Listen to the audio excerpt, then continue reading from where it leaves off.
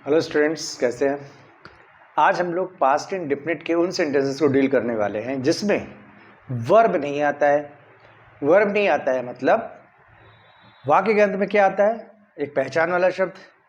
Past indefinite में पहचान वाला शब्द क्या होगा जब वर्ब ना आए।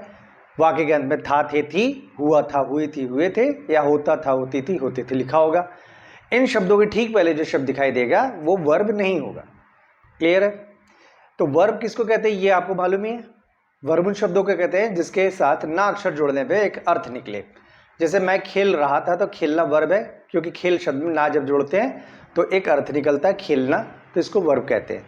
मैं नहीं गया, गया वर्ब है, क्योंकि गया शब्द के साथ गया का मतलब होता है जाना, यानी ये एक अर्थ निकलता है। अगर जा ना कहे तो गया में ना नहीं लगा सकते हैं, लेकिन गया का अर्थ होता है जा, उसमें ना लगा के देखते हैं तो जाना तो अर्थ का निकल रहा है, इससे किसी कार्य के होने का बोध हो रहा है, तो इसको हम लोग वर्ब कहते हैं।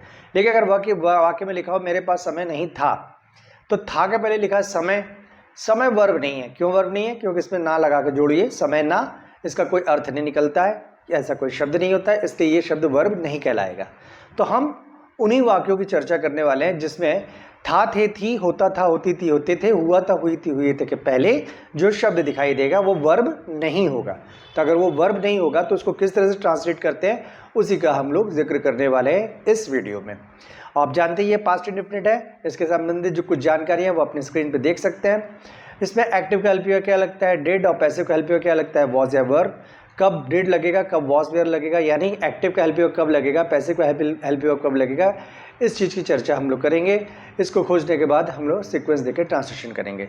तो इस श्रेणी में सबसे पहला वाक्य आज हम लोग जो देखने वाले हैं वो आप अपने स्क्रीन पर देख सकते हैं, मेरे बोर्ड पर देख सकते हैं। उसमें कोई गुण नहीं था, उसमें कोई गुण नहीं था, ये पास्ट इंडेफिनिट है।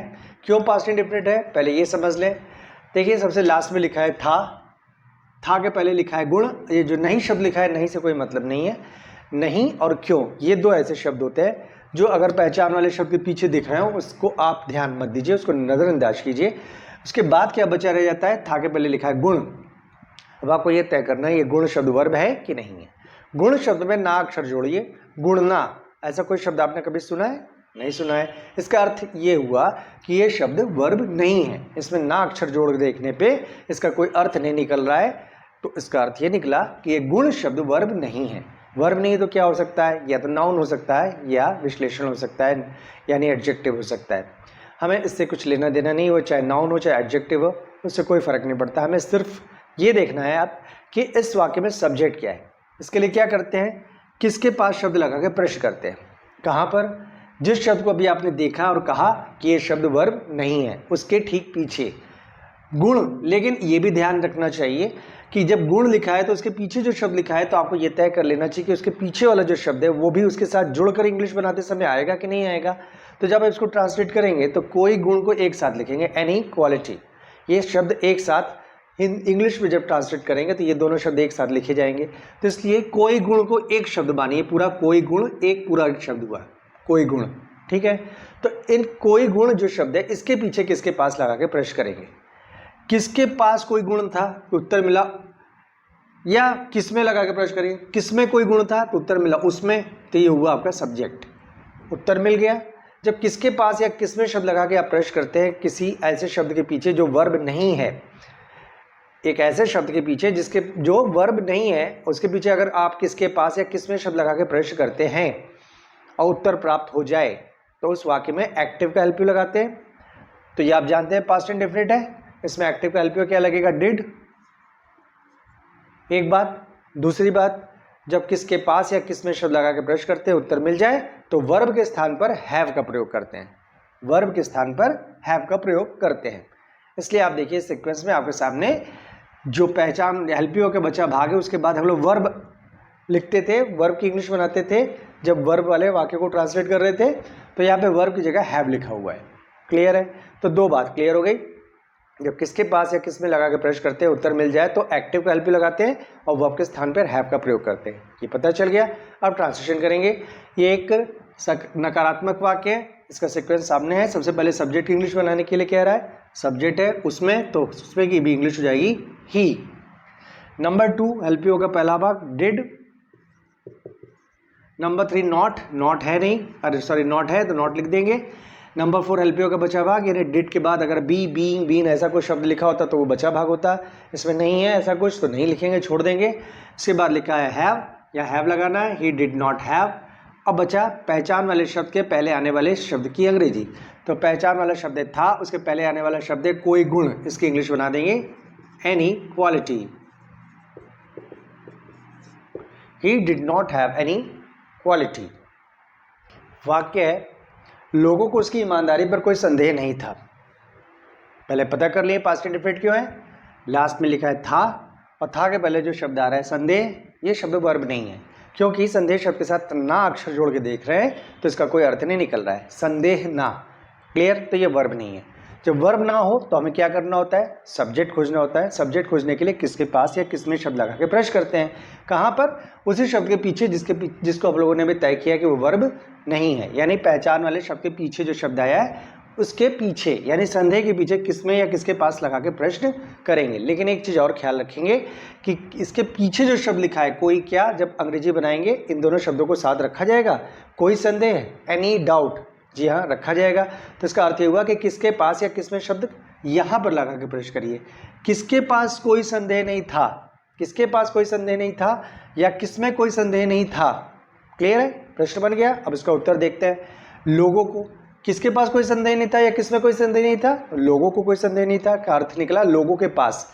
संदेह कहाँ होता है, आपके दिमाग में होता है। तो लोगों को संदेह नहीं था का मतलब ये कहना चाह रहा है लोगों के दिमाग में कोई संदेह नहीं था। तो आपके दिमाग में कोई चीज़ है, या आपके हाथ में है, या आपके शरीर के अंदर है, या आपके जेब में है, जो भी चीज़ आपसे संबंधित है वो आपसे संबंधित रहेगी, तो वो कहलाएगा कि वहाँ पर हैव लगना है, यानी अर्थ निकला। जब किसके पास अब लगा के प्रश्न कर रहे थे, इसका जरूरी नहीं है कि उत्तर में हमेशा पास शब्द लगा हुआ दिखाई दे, इसलिए कन्फ्यूजन बढ़ जाता है। जहाँ पे पास लिखा हुआ साफ साफ दिखाई देता है वहाँ पे तो आप क्लियरली पकड़ लेते हैं कि यहाँ पे हैव लगेगा। लेकिन जहाँ नहीं लिखा होता है वहाँ पे समझना पड़ता है, थोड़ा कॉमन सेंस यूज़ करना पड़ता है कि जो प्रश्न कर रहे हैं उसका उत्तर सही है कि नहीं। तो जब हम बोले किसके पास संदेह था, किसके पास कोई संदेह नहीं था, तो उत्तर मिल रहा है लोगों को, यानी लोगों के पास। लोगों के पास ये उत्तर इसलिए सही है क्योंकि लोगों को संदेह का मतलब है लोगों के दिमाग में संदेह है। तो आपके शरीर के अंदर दिमाग में कहीं भी अगर कोई चीज़ है तो वो आपसे संबंधित हुई, तो इसका अर्थ ये हुआ कि ये उत्तर सही है। और यहाँ पे लोगों को सब्जेक्ट मानेंगे। अगर सब्जेक्ट मिल गया किसके पास लगा के प्रश्न करने पे तो क्या उत्तर होता है, क्या करना पड़ता है हम लोगों को, एक्टिव का हेल्प यू लगाना पड़ता है और वर्ब की जगह हैव लगाना पड़ता है। तो इसमें भी हेल्प यू लगेगा डिड और वर्ब की जगह लगेगा हैव। क्लियर है। चलिए अब ट्रांसलेशन करेंगे। सबसे पहले सब्जेक्ट की इंग्लिश बनाएंगे। सब्जेक्ट क्या है, लोगों को, पीपल। नंबर 2 हेल्प यू का पहला भाग डिड। नंबर 3 नॉट, नॉट लिख देंगे। नंबर 4 हेल्प यू का बचा भाग डिड के साथ कुछ नहीं छोड़ देंगे। नंबर 5 वर्ब की जगह हैव लिखते हैं तो यहाँ पे हैव लिखेंगे। नंबर 6 पहचान वाले शब्द के पहले आने वाले शब्द की अंग्रेजी। पहचान वाला शब्द था, उसके पहले आ रहा है कोई, संदेह, एनी डाउट। इस तरह से ट्रांसलेशन तो हुआ पूरा, लेकिन वाक्य में कुछ बचा रह गया है। क्या बचा रह गया, उसकी ईमानदारी पर। तो यहाँ पे पर की इंग्लिश क्या होगी, तो जब आप डाउट शब्द का प्रयोग करते हैं तो डाउट के साथ अगर पर शब्द लिखा हो तो ओवर शब्द लगाया जाता है, ओवर, डाउट ओवर। क्लियर है। ये प्रीपोजिशन कहलाते हैं, फिक्स्ड प्रीपोजिशन है। ये कुछ ऐसे शब्द होते हैं, कुछ ऐसी संज्ञाएं होती हैं जिसके बाद अगर कोई दूसरा संज्ञा आगे जुड़ रहा हो, यानी एक संज्ञा हो गई डाउट, संदेह, और दूसरी संज्ञा होगी ईमानदारी, तो दो संज्ञाओं को जोड़ रहा है एक शब्द पर, तो इस पर की इंग्लिश यहाँ पे ऑन नहीं होगी। क्लियर है। अगर डाउट लगाया है तो डाउट के साथ पर की इंग्लिश होगी ओवर, ऑन नहीं, तो इसलिए ओवर लिखा गया, डाउट ओवर। क्लियर। अब बचा रह गया उसकी ईमानदारी, his honesty. People did not have doubt over his honesty. वाक्य है उसमें समस्या का सामना करने का साहस था। यह भी एक पास्ट इंडेफिनिट का वाक्य है। क्यों है, वाक्य के अंत में था लगा हुआ है और था के पहले जो शब्द है साहस, ये शब्द वर्ब नहीं है, क्योंकि साहस शब्द के साथ जब ना शब्द जोड़ के देख रहे हैं, ना अक्षर जोड़ के देख रहे हैं, साहसना ऐसा कोई शब्द नहीं बन रहा है, ऐसा कोई शब्द नहीं होता है, ऐसे शब्द की कोई अस्तित्व नहीं है डिक्शनरी में। तो इसलिए ये शब्द वर्ब नहीं है था के पहले, इसलिए वाक्य पास्ट इंडेफिनिट है। एक बात, तो अगर ये पास्ट इंडेफिनिट है, वर्ब नहीं है, तो क्या करेंगे, सब्जेक्ट खोजने के लिए किसके पास लगा के प्रश्न करेंगे, किसके पास या किसमें, कहाँ पर, जो भी शब्द आपने देखा वर्ब नहीं है उसके पीछे। तो साहस शब्द के पीछे किसके पास लगा के प्रश्न करेंगे, किसके पास साहस था या किस में साहस था, तो इसका उत्तर मिला उसमें। तो ये हो गया आपका सब्जेक्ट। उसमें साहस था का मतलब उसके पास था। साहस आपके पास होता है, आपके अंदर होता है, आपके दिमाग में होता है। क्लियर। तो ये आपका सब्जेक्ट तो मिल गया। तो अर्थ ये निकला किसके पास से प्रश्न करने पर उत्तर मिल जाए तो एक्टिव का एलपी लगाते हैं यानी डिड लगाएंगे और वर्ब की जगह हैव लगाएंगे। क्लियर। अब ट्रांसलेशन करते हैं। सबसे पहले सब्जेक्ट इंग्लिश बनाएंगे। अच्छा, उससे पहले मैं एक बात बता दूं। अब आप बोलेंगे इसमें वर्ब तो है, वर्ब है सामना करना, ये भी तो वर्ब है। लेकिन मैंने पहले ही कहा है कि किसी वाक्य में वर्ब किस जगह है ये ज़्यादा मैटर करता है। वर्ब कहीं भी हो इससे फर्क नहीं पड़ता है। वर्ब होना कहाँ चाहिए, पहचान वाले शब्द के पीछे आना चाहिए। हमें जब भी ट्रांसलेशन करना हो तो सबसे पहले हमें ये फोकस करना पड़ता है कि पहचान वाले शब्द के पीछे कौन सा शब्द आ रहा है, वहां से ट्रांसलेशन की शुरुआत होती है। वहां से निश्चय हो पाता है कि जो वाक्य बनाने जा रहे हैं उसमें हमें वर्ब वाले वाक्य के हिसाब से वर्ब बनाना है, वाक्य बनाना है, या बिना वर्ब वाले वाक्य के हिसाब से वाक्य बनाना है। अगर आपने ये डिसाइड नहीं किया तो आप हमेशा कंफ्यूज रहेंगे, कभी सही तो कभी गलत। मैं उन वाक्यों की बात नहीं कर रहा हूँ जो सरल सरल आपको सिखाए जाते हैं। बहुत लोग सिखाते हैं छोटे मोटे वाक्य पढ़ाकर आपको खुश रखा जाता है। मैं उन वाक्यों की चर्चा नहीं कर रहा हूँ।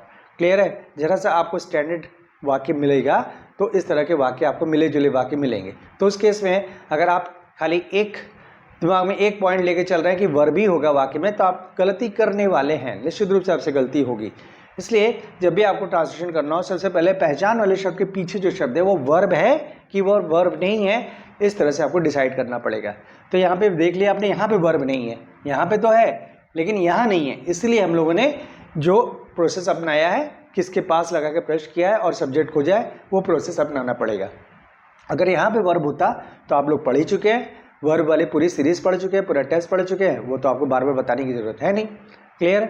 और अगर आप पहली बार ये देख रहे हैं वीडियो तो उन वीडियोस को जरूर जाके पहले देखिए, क्योंकि उन वीडियोस को देखे बिना आपको ये वीडियो देखने का कोई फ़ायदा नहीं होने वाला है, या हो भी जाए अधूरा ज्ञान रहेगा ये कह सकते हैं।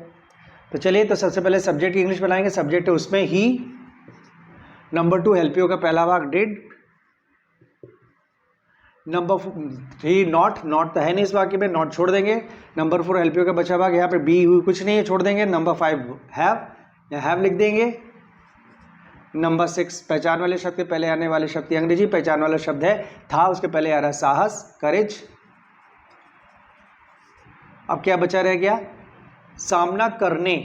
तो ने लगाओ वर्ब के साथ, तो पहले टू लगाइए और उस वर्ब का फर्स्ट फॉर्म लिखिए टू फेस, और उसके पीछे क्या लिखा है, समस्या, प्रॉब्लम्स। ये का की कोई इंग्लिश नहीं बनेगी। क्यों नहीं बनेगी, क्योंकि सामना करना वर्ब है, और वर्ब किसका सामना कर रहे हो, समस्या का। ये ऑब्जेक्ट है इस वर्ब का। तो वर्ब के बाद जब ऑब्जेक्ट आता है उसमें अगर का के की लगा हो तो उसकी कोई इंग्लिश नहीं बनाते हैं। क्लियर है। 99% केसेस में नहीं लगाते हैं, किसी कुछ 1% केसेस में लगता है, वो फिक्स्ड प्रीपोजिशन कहलाता है, वहाँ लगाना ही पड़ता है, इसलिए लगता है, रूल नहीं हुआ एक तरह से वो। क्लियर है। तो यहाँ पे कुछ नहीं लिखेंगे का की इंग्लिश, सीधे समस्या की इंग्लिश लिखेंगे प्रॉब्लम। प्रॉब्लम्स लिख लेना चाहिए, क्योंकि समस्या तो एक होती ही नहीं है, समस्याएं होना चाहिए। वहाँ लिखा है समस्या, तो हमने प्रॉब्लम ही लिखा था। खैर चलिए प्रॉब्लम्स लिख देते हैं, आप समझ जाइएगा। लेकिन ट्रांसलेशन तो पूरा हो गया कि he did have courage to face problems. यहाँ पे भी प्रश्न उठेगा कि डिड हटाएं कि नहीं, क्योंकि जब भी आप डू डस या डिड का प्रयोग करेंगे बार बार आपको ये तय करना पड़ता है कि डू डस डिड हटाएं कि लगा रहने दें। ये मैं बार बार बताते चला जा रहा हूँ। तो देखिए यहाँ पे डिड हटाना हो तो हटा सकते हैं, नहीं हटाना हो तो छोड़ सकते हैं। छोड़ देंगे तो क्या अर्थ ये हुआ कि इस बात पे जोर दिया जा रहा है। He did have courage to face problem, उसमें समस्याओं का सामना करने का साहस था, यानी आप जोर दे रहे हैं इस बात पे कि उसमें था। तो अगर आपको जोर दे के बात करना है तो ठीक है, एकदम करेक्ट है ये sentence, he did have courage to face problem. Clear. नहीं, अगर आपको लग रहा नहीं यहाँ पे बात नॉर्मली की जा रही है, जैसे बाकी में करेज है उसमें भी करेज है, यही बताने की कोशिश की जा रही है, तो बात को जोर नहीं दे रहा है, तो उस केस में आप क्या करते हैं, डिड के बाद अगर हैव आए, डिड के बाद अगर हैव आए तो डिड हटाकर और हैव भी हटाकर हैड का प्रयोग करते हैं। यानी यहाँ पे होना चाहिए he had courage to face problems. तो आप यहाँ पे ये भी लिख सकते हैं, he had courage to face problem. एक बार मिटा दें तो he had courage to face problems. Clear. अगला वाक्य, देश में कितनी समस्याएं थीं। ये भी एक पास्ट इंडेफिनिट का वाक्य है, क्योंकि वाक्य के अंत में था लिखा, थी लिखा, उसके पहले समस्याएं जो शब्द है ये वर्ब नहीं, क्योंकि इसमें ना अक्षर जोड़ के देखने पे इसका कोई अर्थ नहीं निकल रहा है। समस्याएं ना ऐसा कोई शब्द नहीं होता है। तो क्या करेंगे, सबसे पहले किसके पास लगा के ब्रश करेंगे, किसके पास समस्याएं थी, किसके पास समस्याएं थी या किसमें समस्याएं थी। तो देखिए लिखा देश में, देश में समस्याएं थी का मतलब देश के पास समस्याएं थी, देश के अंदर समस्याएं थी। तो ये भी आप समझ सकते हैं, देश शब्द को सब्जेक्ट मान के चलेंगे यहाँ पे। तो सब्जेक्ट मिल गया, तो यहाँ पे भी एक्टिव का एलपी लगेगा डिड, क्योंकि किसके पास लगा के प्रश्न करने पर उत्तर मिले तो एक्टिव का एलपी लगाते हैं। और वर्ब की जगह हैव लगाते हैं, इसलिए वर्ब की जगह हैव लिखेंगे। लेकिन ये प्रश्नवाचक वाक्य जैसा आप देख सकते हैं, प्रश्नवाचक वाक्य है। क्यों? क्योंकि इसमें लिखा है कितनी। तो आपको इस स्ट्रक्चर का यूज करना है प्रश्नवाचक वाक्य के। सबसे पहले WH की इंग्लिश बनाएंगे। WH का मतलब क्या होता है आप जानते ही हैं, प्रश्नवाचक शब्द, जैसे कितना, कितनी, कितने, किसका, किसके, किसके, कौन सा, किस प्रकार का, क्या, कब, कहाँ, कैसे इत्यादि, ये सारे शब्द प्रश्नवाचक शब्द कहलाते हैं। तो इसमें लिखा है कितनी, कितने की इंग्लिश क्या होती है, हाउ मेनी या हाउ मच। अब किस तरह से डिसाइड करते हैं हाउ मेनी लगेगा कि हाउ मच, इसके लिए आपको बताया जा चुका है कि उसके बगल में जो शब्द लिखा है समस्याएं, उसको पहले इंग्लिश में कन्वर्ट करिए। समस्याएं की इंग्लिश होती है प्रॉब्लम्स, उसके साथ 2, 3, 4 लगा के देखिए, 2 प्रॉब्लम्स, 3 प्रॉब्लम्स, 4 प्रॉब्लम्स। सुनने में सही लग रहा है, इसका मतलब ये काउंटेबल नाउन है। अगर ये शब्द काउंटेबल नाउन है तो कितनी की इंग्लिश हो जाएगी हाउ मेनी। अगर ये अनकाउंटेबल नाउन होता तो 2, 3, 4 लगा के देखने में गलत लगता, तो इसको अनकाउंटेबल कहते हैं। तो हाउ मच लगाते कितनी की इंग्लिश, तो यहाँ पे तो हाउ मेनी लिखना है। तो प्रश्नवाचक शब्द की इंग्लिश हो गई हाउ मेनी। नंबर 2 प्रश्नवाचक शब्द यानी WH के साथ वाली संज्ञा की इंग्लिश। तो ये जो समस्याएं जो लिखा है ये संज्ञा है, तो इसकी इंग्लिश उसके बगल में लिख देंगे प्रॉब्लम्स। नंबर 3 LPO का पहला भाग डिड। नंबर 4 सब्जेक्ट, सब्जेक्ट क्या है देश, द कंट्री। यहां पे मे लिखा है तो मे की कोई इंग्लिश नहीं बना सकते हैं। क्यों नहीं बना सकते हैं? जब आप सब्जेक्ट, किसी शब्द को सब्जेक्ट के रूप में यूज करते हैं, उसमें अगर मे शब्द लगाओ तो मे की कोई इंग्लिश नहीं बनानी है, इन नहीं लिखना है, नहीं ट्रांसलेशन हो जाएगा गलत। क्लियर है? इसके बाद सब्जेक्ट हो गया नॉट, नॉट है नहीं छोड़ देंगे। एलपीओ का बचा भाग इसमें लगता नहीं, डेट के साथ कुछ नहीं छोड़ देंगे। फिर नंबर 7 वर्ब, वर्ब की जगह हैव लगा रहे हैं तो हैव लिख देंगे। नंबर 8 पहचान वाले शब्द के पहले वाली शब्द की इंग्लिश, ठीक है पहले लिखा है समस्याएं, इसकी तो इंग्लिश यहाँ पे पहले ही बन चुकी है, तो हो गया ट्रांसलेशन पूरा। How many problems did the country have, how many problems did the country have. अगला वाक्य, क्या तुम्हारे दिमाग में कोई योजना थी। पास्ट इंडेफिनिट क्यों है, वाक्य के अंदर थी लिखा है, उसके पहले योजना लिखा है, ये वर्ब नहीं है, क्योंकि योजना तो स्कीम इसको कहते हैं, एक संज्ञा है, किसी वर्ब के से पता नहीं चलता कि इससे कोई काम हो रहा है। योजना, योजना शब्द में ना जोड़िए तो योजना ना ऐसा कोई शब्द निकलेगा, जो कि ऐसा कोई शब्द होता नहीं है, तो ये शब्द वर्ब नहीं है। क्लियर है? अगर वर्ब नहीं है तो किसके पास लगा के प्रश्न करेंगे, किसके पास योजना थी, किसके पास योजना थी, तो उत्तर मिला तुम्हारे, क्योंकि तुम्हारे दिमाग में है तो तुम्हारे ही पास योजना है, वो तुम्हारे दिमाग में है तो इसका अर्थ हुआ तुम्हारे पास है। तो ये जो तुम्हारे दिमाग में लिखा है तो ये तुम्हारे दिमाग में पूरा का पूरा सब्जेक्ट नहीं मानेंगे, खाली सब्जेक्ट मानेंगे तुम्हारे को, ये ध्यान रखिएगा, खाली तुम्हारे शब्द को ही सब्जेक्ट मानेंगे, दिमाग में इंग्लिश क्लास में बनाएंगे। तो यहाँ पे सब्जेक्ट होगा तुम्हारे, किसके पास योजना थी, तुम्हारे पास योजना थी, और लेकिन वो थी कहाँ, तुम्हारे दिमाग में थी। तो दिमाग में लिखा जरूर है, लेकिन उसको सब्जेक्ट ना मान के सीधे सब्जेक्ट मानेंगे तुम्हारे को। क्लियर है? तो यहाँ पे भी एक्टिव का एलपी लगेगा डिड, और वर्ब की जगह लगेगा हैव। क्लियर? ट्रांसलेशन शुरू करेंगे। सबसे पहले WH की इंग्लिश, प्रश्नवाचक शब्द की इंग्लिश बनाएंगे। सबसे पहले क्या लिखा है, तो क्या के बारे में आपको पहले ही बताया जा चुका है।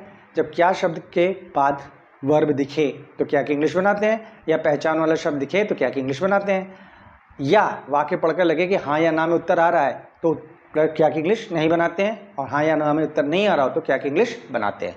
तो क्या तुम्हारे दिमाग में कोई योजना थी, अगर थी तो बोलेगा हाँ या नहीं, तो हाँ या ना में उत्तर आ रहा है तो क्या की इंग्लिश नहीं बनाएंगे। क्या की इंग्लिश नहीं बनाएंगे तो WH छोड़ देंगे, ये भी छोड़ देंगे। नंबर 2, नंबर 3 से शुरू करेंगे बनाना। नंबर 3 हेल्प यू का पहला भाग डिड। नंबर 4 सब्जेक्ट, तुम्हारे खाली लिखेंगे तो यू, योर ने लिख दीजिएगा। यू सब्जेक्ट में हमेशा I, we, you, they, he, she का ही प्रयोग होता है, या किसी के नाम का। कभी भी माई, योर, अवर, देयर, हर खाली अकेले नहीं यूज हो सकता है। माई ब्रदर, योर सिस्टर इस तरह से लिखा होगा तो ठीक है, वो चलेगा। तो यहाँ पे हो गया डिड यू। नॉट, नॉट है नहीं, छोड़ देंगे। नंबर 4, नंबर 6 हेल्प यू का बचा भाग, डिड के साथ कुछ नहीं छोड़ेंगे। नंबर 7 हैव लिखेंगे, डिड यू हैव। नंबर 8 पहचान वाले शब्द के पहले वाली संज्ञा या शब्द की अंग्रेजी थी के पहले लिखा कोई योजना, एनी प्लान। अब क्या बचा रह गया, दिमाग में। तो दिमाग में लिखा है तो इन माइंड लिख देंगे, इन माइंड। लेकिन अगर आप चाहें तो लिख सकते हैं in your mind. In your mind. चाहे तो योर लिख सकते हैं, इससे और क्लैरिटी आती है सेंटेंस में। नहीं तो आप ये भी लिख के छोड़ सकते हैं, did you have any plan in mind. और अगर आप लिखते हैं did you have any plan in your mind, तो और क्लैरिटी आती है और स्पष्टता आती है। तो ये ट्रांसलेशन होता है इस तरह से पूरा। वाक्य है, कितने विद्यार्थियों को फेल होने का भय था। ये भी पास्ट इंडेफिनिट है, क्योंकि था के पहले जो भय शब्द लिखा है वो वर्ब नहीं है, उसमें ना जोड़िए, भय ना, ऐसा कोई शब्द नहीं होता है। क्लियर। लेकिन वर्ब यहाँ पे जरूर है फेल होना। लेकिन मैंने पहले ही बताया, हमें यहाँ कोई वर्ब है तो उससे कोई लेना देना नहीं है। पहचान वाले शब्द के पीछे जो शब्द आ रहा है वो वर्ब है कि नहीं, वो देखना होता है। तो भय वर्ब नहीं है तो किसके पास लगा के प्रश्न करेंगे, किसके पास भय है, तो विद्यार्थियों को है तो विद्यार्थियों के पास है, क्योंकि उसके दिमाग में भय होता है। तो ये विद्यार्थियों शब्द को सब्जेक्ट मानेंगे। तो इसमें भी एक्टिव का एलपी लगेगा डिड और वर्ब की जगह लगेगा हैव। अब ट्रांसलेशन करें, ये भी प्रश्नवाचक वाक्य है। पहले WH की इंग्लिश, प्रश्नवाचक शब्द की इंग्लिश। प्रश्नवाचक शब्द है कितने, यहाँ पे कितने की इंग्लिश क्या होगी, हाउ मेनी। क्यों, क्योंकि ये जो इसके बगल वाला वर्ड है विद्यार्थियों, ये एक संज्ञा है, काउंटेबल नाउन है। विद्यार्थियों की इंग्लिश होती है स्टूडेंट्स, उसके साथ 2 3 4 लगा के देखिएगा तो सही लग रहा है। तो ये काउंटेबल नाउन है, इसलिए हाउ मेनी लगेगा। नंबर 2, WH के साथ वाली संज्ञा, यानी इसके बगल में जो शब्द है संज्ञा, उसकी इंग्लिश उसके बगल में बनाएंगे, स्टूडेंट्स। नंबर 3, हेल्पियो का पहला वाक्य डिड। नंबर 4, सब्जेक्ट, सब्जेक्ट की इंग्लिश पहले ही बन चुकी है विद्यार्थियों की, यही तो छोड़ देंगे, नॉट है नहीं। हेल्पियो का बचा भाग है नहीं, फिर हैव। फिर पहचान वाले शब्द के पहले वाली शब्द की अंग्रेजी, पहचान वाले शब्द के पहले आ रहा था के पहले भय, फियर। इस तरह से ट्रांसलेशन हुआ पूरा। लेकिन बचा क्या रह गया, फेल होने का। तो यहाँ पे का की इंग्लिश हो जाएगी, ये जो फियर है ये शब्द है आपका संज्ञा, और यहाँ का संज्ञा के पहले अगर का आ रहा है उसके पीछे फेल होने लगा हो तो का की इंग्लिश आपको बनानी पड़ेगी। क्यों बनानी पड़ेगी, क्योंकि फेल एक, ये जो फियर शब्द है इसके साथ अगर कोई संज्ञा जुड़ रहा है और खासकर वर्ब जुड़ रहा है, इसके साथ अगर वर्ब जुड़ रहा है तो यहाँ पे का की इंग्लिश जाएगी ऑफ। और ऑफ के बाद जो वर्ब आता है फेल, उसमें आईएनजी फॉर्म लिख जाएगा फेलिंग। क्यों आईएनजी लग रहा है, क्यों ऑफ लग रहा है, ये सब प्रीपोजिशन वाला जो चैप्टर हम लोग पढ़ेंगे उसमें डिटेल में समझेंगे। फिलहाल आपको ये लिखना है, इसमें ज़्यादा डिटेल में हम नहीं जा सकते हैं। लेकिन एक चीज़ यहाँ देखिए, डिड के बाद हैव आया, और आपको मालूम है डिड के बाद हैव आए तो डिड हटा के हैव की जगह हैड लगाया जाता है। तो यहाँ पे डिड को हटाकर हैव की जगह हैड लिखना है। How many students had fear of Fehling. यहाँ पे कोई बात जोर दे के नहीं की जा रही है, साधारण वाक्य नहीं है, प्रश्नवाचक वाक्य। क्लियर है, प्रश्नवाचक वाक्य में कोई जोर दे के बात नहीं की जाती है। इसलिए अगर डिड के बाद हैव आए तो डिड हटा के हैव का हैड कर दिया जाता है। तो आज हम लोगों ने कुछ ऐसे वाक्य की चर्चा की जिसमें हैव लग रहा था वर्ब की जगह। मुझे यकीन है कि आपको ज़रूर कुछ फ़ायदा हुआ होगा, और फ़ायदा हुआ है तो आपको हमेशा की तरह मैं आपसे यही कहूँगा कि लोगों के साथ शेयर करिए, सब्सक्राइब करिए और लाइक करिए, और मेरे हौसले को बुलंद रखिए ताकि मैं इसी तरह के वीडियो आपके लिए लाता रहूँ। चलिए फिर अगले वीडियो में फिर से मिलेंगे, तब तक के लिए जय हिंद।